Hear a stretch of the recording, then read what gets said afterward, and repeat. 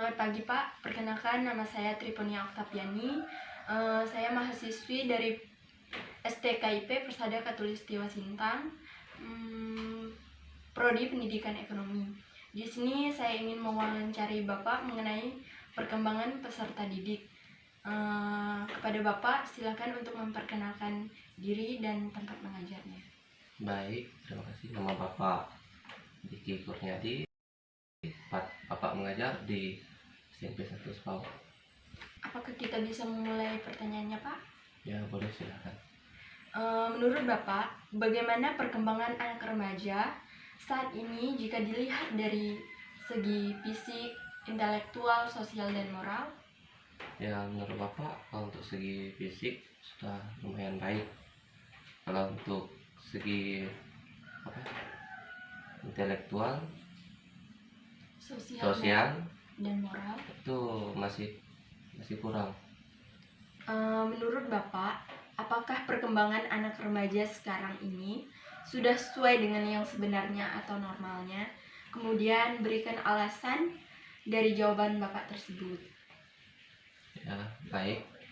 Kalau menurut Bapak, untuk perkembangan dari segi moral masih sangat kurang. Untuk perkembangan dari segi fisik sudah lumayan. Kalau untuk segi fisiknya udah, misalnya pakaian sudah rapi, sudah lumayan rapi. Kalau untuk segi moral mungkin dikatakan masih kurang, sangat kurang. Ya, dikatakan kurang gitu. Karena di sini pengaruh dari media sosial. Pengaruh dari media sosial, anak-anak tidak bisa menyaring informasi dari media sosial tersebut. Yang ya hal-hal yang berbau positif, yang negatif tidak disaring mereka. Yang diambil ya, kalau untuk anak-anak sekarang, zaman sekarang, untuk ya katanya gaul. Ya, seperti itu.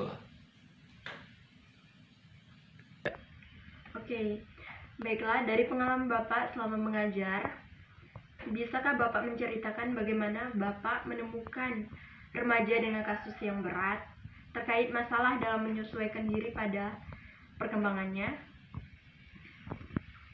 Ya, baik.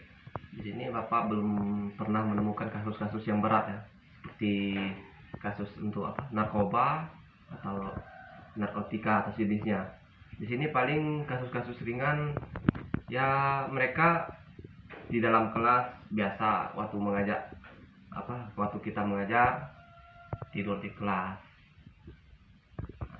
Udah itu paling ya, dalam itu mengejek-ngejek nama orang tua. Kasusnya tidak ada kasus-kasus yang terlalu berat. Pak, cara untuk menyelesaikan masalah tersebut dan membimbing anak remaja tersebut untuk memperbaiki diri. Menurut Bapak, di sini Bapak melakukan pendekatan, memanggil siswa tersebut ke ruangan, dan Bapak memberi dia saran, motivasi, dan menanyakan, yang pertama ya, menanyakan permasalahan yang terjadi.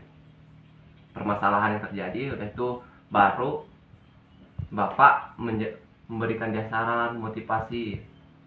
Nah, kalau seandainya Bapak menanyakan permasalahan tersebut di depan teman-teman, takutnya nanti dari segi mental atau moral dia mungkin agak terganggu, karena dia mungkin merasa malu dengan teman-teman yang lain, ya kan?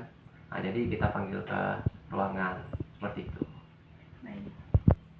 Bisakah Bapak ceritakan apa saja bentuk bimbingan kepada siswa, baik untuk kelompok besar maupun kelompok kecil atau individu, untuk membantu mereka memahami perkembangan mereka yang seharusnya?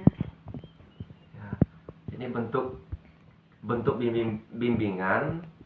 Kalau misalnya permasalahan anak-anak dalam kelompok besar, biasanya guru BK kalau seandainya dalam kelompok kecil kan bisa dari guru atau dengan wali kelas ya, seperti itu.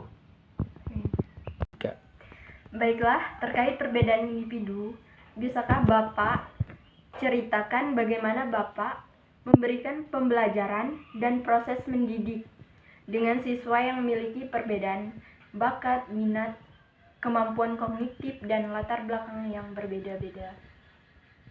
Di sini baiklah, caranya adalah dengan melakukan pendekatan kepada peserta didik, kemudian mengamati sifat peserta didik. Sudah itu kita memberikan metode pembelajaran kepada peserta didik, misalnya metode diskusi, sudah itu metode karya wisata dan lain-lainnya. Di sini tujuannya agar siswa peserta didik tidak merasa jenuh. Jadi ya misalnya si A dia memahami dengan cara ya kerja kelompok, praktikan diskusi.